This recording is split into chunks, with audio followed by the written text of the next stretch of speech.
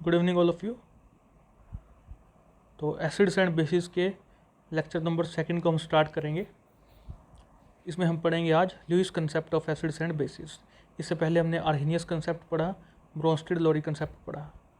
Arrhenius में हमने देखा था एसिड H+ दे रहा था एंड बेस OH- दे रहा था when they were dissolved in water. फिर हमने ब्रोंस्टेड लोरी कंसेप्ट देखा था जहाँ एसिड प्रोटॉन डोनर था और जो हमारा बेस है वो प्रोटॉन को एक्सेप्ट कर रहा था। दोनों में कुछ कुछ कमियां रही और Lewis concept of acids and basis काफ़ी हद तक उन लिमिटेशंस को दूर करने का काम करेगा, जो कि हम देखेंगे अभी। तो शुरू करते हैं Lewis concept of acids and bases. Acids are those which can accept a pair of electrons and base is that which can donate a pair of electrons. तो पेयर ऑफ इलेक्ट्रॉन्स की बात की इन्होंने कि एसिड एक pair of electron दे देगा, accept कर लेगा, और बेस जो है डोनेट कर सकता है। जैसे नीचे हमने एग्जाम्पल देखा BF3+ एमोनिया।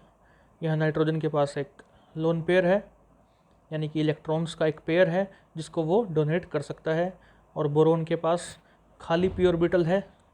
तो एक तरह से यहाँ पर कोऑर्डिनेट बॉन्ड बन जाएगा बोरोन BF3 के बोरोन के और एमोनिया के नाइट्रोजन के बीच। कोऑर्डिनेट बॉन्ड में क्या होता है,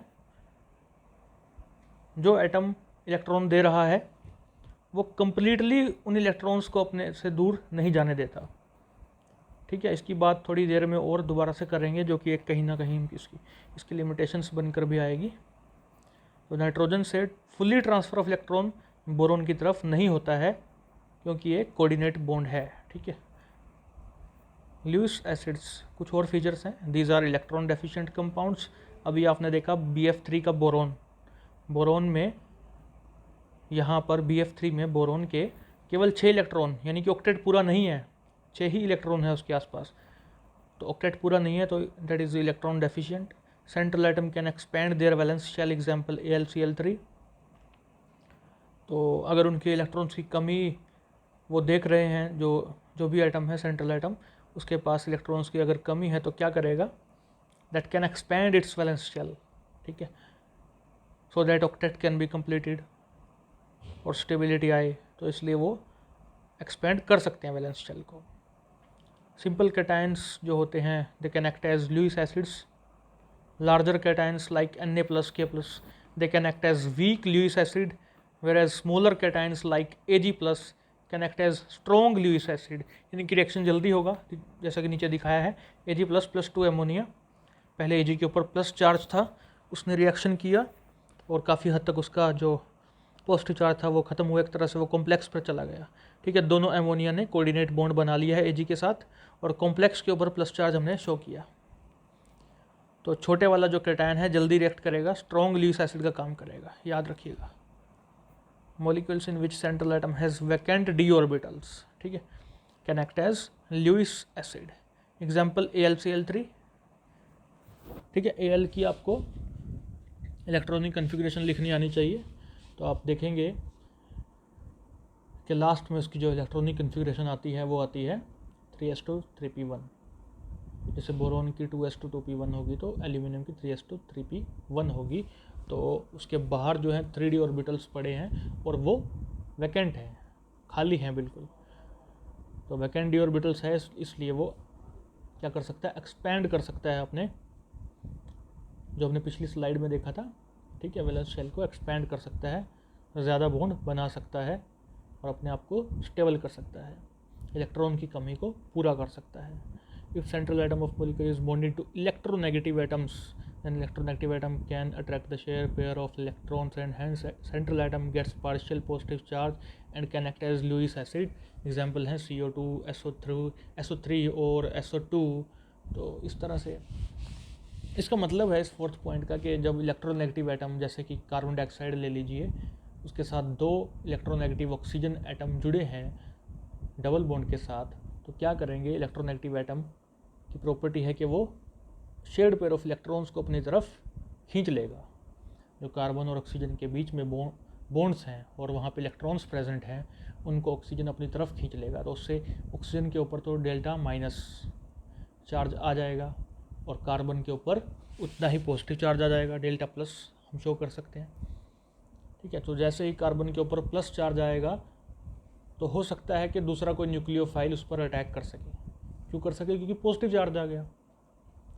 ठीक है। ऐसे ही SO3 में तो 3 ऑक्सीजन लगे हैं, तो इसलिए ये भी एक एसिड या इलेक्ट्रोफाइल की तरह बिहेव कर सकता है और कोई दूसरी न्यूक्लियोफिलिक स्पीसीज इन पर अटैक कर सकती है। देखिए अटैक करते हुए मैंने दिखाया है, कार्बन का जो डबल बॉन्ड है वो ऑक्सीजन की तरफ चला गया और जो OH माइनस पे OH के ऊपर जो माइनस चार्ज था वहाँ से अटैक दिखाया हुआ है। ठीक है। देखिए इसको मैं थोड़ा सा और शो करता हूँ। अब जो है कार्बन से इलेक्ट्रॉन्स ऑक्सीजन खींच रहा है, इधर भी खींच रहा है, इधर वाला ऑक्सीजन भी खींच रहा है। ठीक है। कार्बन से इलेक्ट्रॉन्स ऑक्सीजन खींच रहा है और इस तरफ वाला ऑक्सीजन भी खींच रहा है, तो इसके ऊपर डेल्टा प्लस चार्ज आ गया। तो फिर क्या करेगा, OH माइनस जो है इस पर अटैक करेगा और इसी बीच एक डबल बॉन्ड आगे की तरफ चला जाएगा। ठीक है। तो इससे क्या होगा, हम कह सकते हैं कि इस वजह से carbon dioxide is acting as acid, क्योंकि इलेक्ट्रॉन्स की कमी महसूस हो रही है। बनने वाला जो आगे कंपाउंड होगा वो आपके सामने है, C double bond O minus है और OH लग जाएगा। Lewis bases, neutral species with at least one lone pair of electrons. Example है अमोनिया। ठीक है। तो अमोनिया में नाइट्रोजन के पास लोन पेयर है, हम सब जानते हैं। So that can act as Lewis base. Negatively charged species, example Cl minus, OH minus, and many others are there. So they can donate their that negative charge or electrons, you can say. The third point is unsaturated hydrocarbons like alkenes, alkynes. ठीक है। इनके पास भी pi electrons होते हैं। आपको पता है pi bond जो होता है कमज़ोर होता है, वीक होता है। So alkene can form complex, pi complex. Benzene में भी बनता है पाई कॉम्प्लेक्स। आगे कुछ रिएक्शंस आएंगे ऑर्गेनिक में जब आप देखेंगे। CO can also act as Lewis base. Why? Because आप CO का अगर स्ट्रक्चर देखेंगे तो ऑक्सीजन का जब एक लोन पेयर कार्बन और ऑक्सीजन के बीच में आता है तो कार्बन के ऊपर हम एक लोन पेयर की तरह हम शो कर सकते हैं। कहते हैं कि कार्बन के पास एक लोन पेयर है, उसका स्ट्रक्चर देखेंगे ना आप CO का, तब आपको क्लियर हो जाएगा। तो CO उसी वजह से एक ल्यूइस बेस का काम करती है। एसिड बेस रिएक्शंस हैं अकॉर्डिंग टू ल्यूइस थ्योरी, जो हमने पढ़ ली, तो अब बड़ा आसान हो जाएगा। अमोनिया प्लस H प्लस करेगा तो NH4 प्लस बन जाएगा। ये चीज़ तो ब्रोंस्टेड लोरी कंसेप्ट ने भी बताया था कि अमोनिया H प्लस ले सकता है, that is acting as base. लेकिन आर्हेनियस फेल हो गया था, याद होगा आपको। आर्हेनियस कंसेप्ट के अकॉर्डिंग तो बेस OH माइनस दे सकता था, अमोनिया दे नहीं सकता था।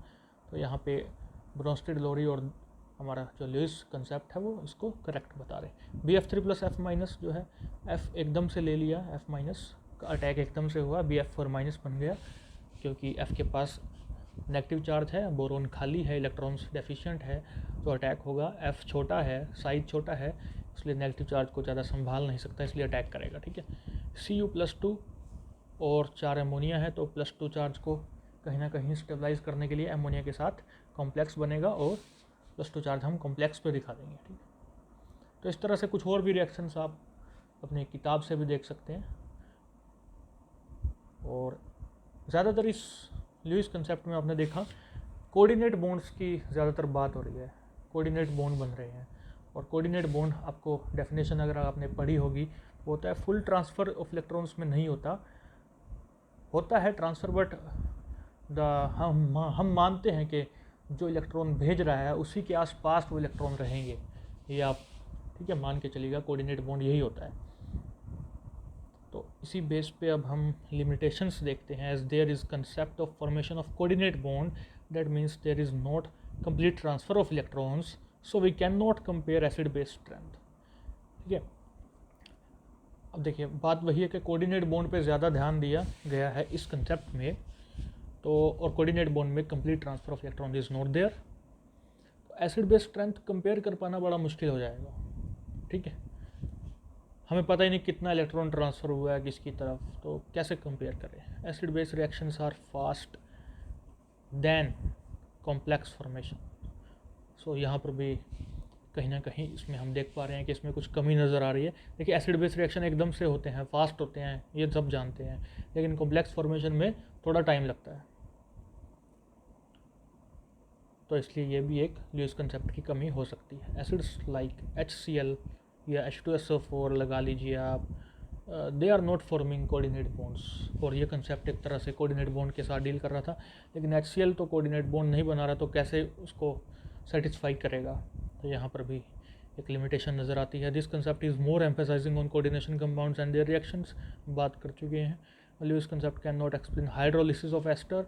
ठीक है, हाइड्रोलिसिस ऑफ एस्टर नहीं एक्सप्लेन ठीक से कर पाएगा। Why? Because that needs catalysis by H+ ion.